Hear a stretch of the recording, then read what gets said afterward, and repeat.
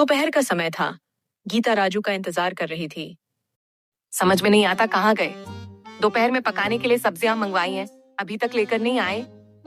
लगता है इन्हें लगा कि मैंने रात के लिए मंगवाई हैं। आज का मौसम तो बड़ा ही सुहाना है, मजा ही आ गया आज तो घूमकर। तुम खाली हाथ आए हो? मैंने तुमसे कहा था आते आते सब्जियां लेकर आना। सब्जियां कहाँ हैं? सब्जियां? वो तो तुम्हें खेत में मिलेंगी, मुझसे क्यों मांग रही हो? बकवास मत करो। मैंने तुमसे कहा था दोपहर में पकाने के लिए सब्जियां लेकर आना। झूठ मत बोलो गीता, तुमने ही तो मुझसे कहा था थोड़ा सा घूम कर आ जाओ। हे भगवान, मेरी तो किस्मत उसी दिन फूट गई थी जब मेरी तुमसे शादी हुई थी। अभी के अभी यहाँ से निकल जाओ, इससे पहले कि तुम ये भूल जाओ कि मैं तुम्हारी पत्नी हूँ, या मैं भूल जाऊं कि तुम मेरे पति हो। ठीक है मालकिन, वैसे भी गरीब के साथ यही होता है, जहाँ वो काम करता है वहीं से उसे निकाल ही देते हैं। क्या बोल रहे हो मालकिन? अभी के अभी यहाँ से चले जाओ, इससे पहले कि मैं किचन से बेलन लेकर आ जाऊं। ये मालकिन, मैं जाता हूँ, आखिर गरीब हूँ, मेरे साथ तो यही होना था। राजू घर के बाहर चला जाता है और रास्ते में जाकर सो जाता है। अगले दिन सुबह सुबह ठंडी हवा चल रही थी और कालू चाय की टपरी के पास बैठकर सुबह का आनंद ले रहा था। अरे भैया, इतनी अच्छी सुबह है, थोड़ा एक कप चाय ही पिला दो तो मन ताजा हो जाए।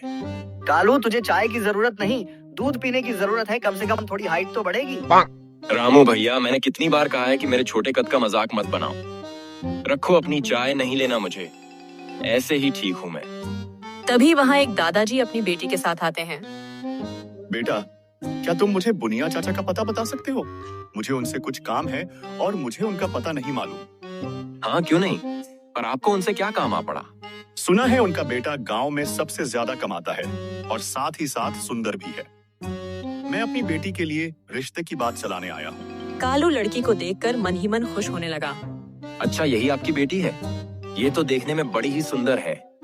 आप इसी के रिश्ते की बात चलाने आए हैं? हाँ, ये मेरी बेटी है और मैं इसी के रिश्ते की बात चलाने आया हूँ। अच्छा, तो आपको बुनिया चाचा के यहाँ जाने की क्या जरूरत है? मैं इस गांव में एक और बहुत ही सुंदर और जवान लड़का है, ठीक आपके सामने। आपको मुझसे ज्यादा सुंदर लड़का पूरे गांव में कहीं नहीं मिलेगा। आपकी बेटी भी सुंदर है, तो मैं तो इस रिश्ते के लिए हाँ कहता हूँ। अच्छा, तुझे शादी करनी है तो उससे पहले ये खा। एक थप्पड़ में तेरी बुद्धि ठीक हो गई या एक और दूं? चलो चलते हैं। कहाँ हम ये छोटे बच्चे के चक्कर में अपना समय खराब कर रहे हैं। इतना कहते ही दोनों वहाँ से चले जाते हैं। क्या कालू, शादी करने की बड़ी जल्दी है? मुझे तो बड़ा मजा आया जब तुझे थप्पड़ पड़ा। आज का दिन तो सच में बड़ा ही मजेदार है। बस हुआ, अब मैं इस गांव में नहीं रहना चाहता। मैं जा रहा हूँ इस गांव से। कालू गुस्सा होकर गांव छोड़कर जाने लगता है। थोड़ा आगे जाने पर उसे राजू रोड पर सोया हुआ दिखाई देता है। कौन है बे तू? और तू यहाँ रोड के बीच में क्यों सो रहा है? चल उठ जल्दी। आज मैं बहुत गुस्से में हूँ और तू मेरे रास्ते के बीच में सोया हुआ है। रुक, अभी तुझे बताता हूँ। क्या भाई, कौन हो तुम और तुम्हारी मम्मी कहाँ है? लगता है तुम रास्ता भटक गए हो। जाओ घर जाओ और मुझे सोने दो। पागल हो गए हो क्या भाई? एक तो तुम सड़क पर सो रहे हो, वो तो अच्छा है कि मैं यहाँ से जा रहा था। अगर अभी कोई और वहाँ से जा रहा होता तो तुम्हारा तो राम नाम सत्य हो जाता। और तुम्हें मैं बच्चा दिखता हूँ? रुको, अभी बताता हूँ। इतना कहते ही कालू राजू को एक थप्पड़ मार देता है और उसी वक्त राजू की याददाश्त चली जाती है। अरे गीता, तुम यहाँ? तुम्हें तो घर पर होना चाहिए था। और सुनो, मुझे माफ कर दो, मैं आज दोपहर में सब्जी लाना भूल गया, इसलिए। भाई, तुम्हारा दिमाग तो ठीक है ना? वहाँ लोग गांव में मेरे छोटे कद का मजाक उड़ाते हैं और यहाँ तुम हो जो मुझे अपनी बीवी बता रहे हो। ये तुम क्या बोल रही हो गीता? चलो घर चलते हैं, यहाँ बहुत गर्मी है। घर चलो, वहाँ जाकर मजे से आराम करेंगे। अच्छा, आराम करेगा तू? रुक, अभी तुझे ऐसा आराम कराता हूँ कि जिंदगी भर याद रहेगा। कालू फिर से राजू को एक थप्पड़ मारता है और इस बार राजू की याददाश्त वापस आ जाती है। लगता है तेरी याददाश्त वापस आ गई है।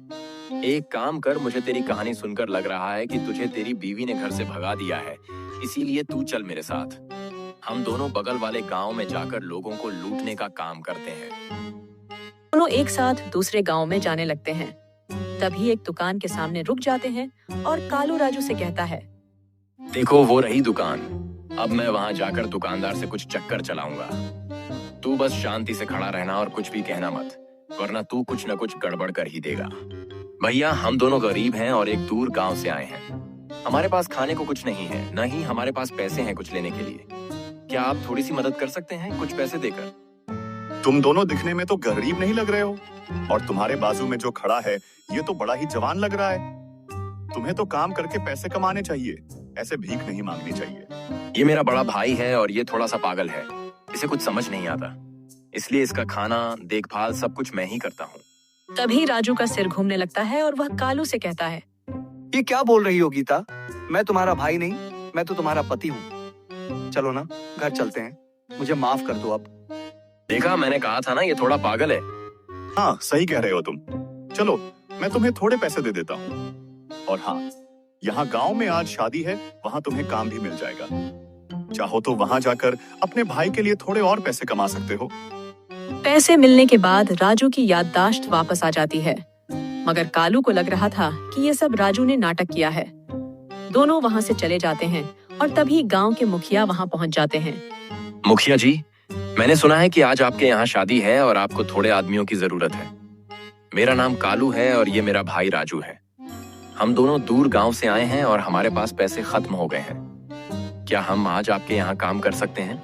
हाँ, जरूर।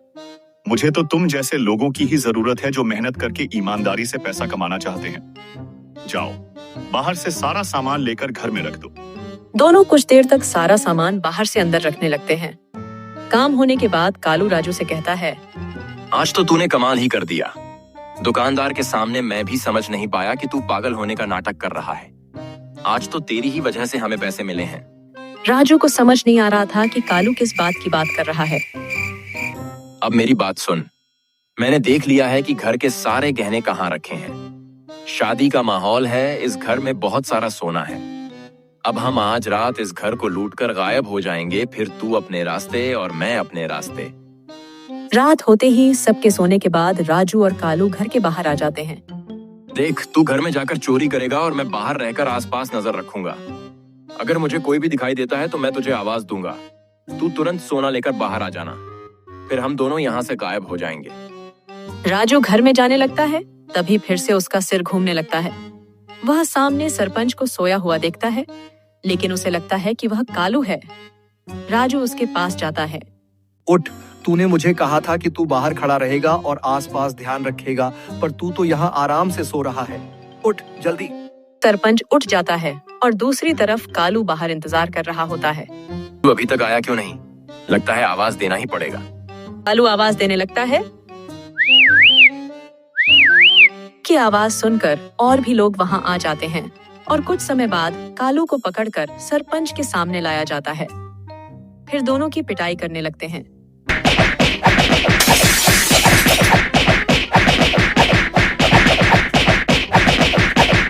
आज तो तेरी वजह से मुझे बहुत मार पड़ी। तू पागल है। एक काम कर, तू अपने घर जा और मैं अपने गांव वापस चला जाता हूँ, नहीं तो तेरे चक्कर में पता नहीं मुझे और कितनी मार पड़ेगी। तभी दोनों अपने अपने रास्ते जाने लगते हैं।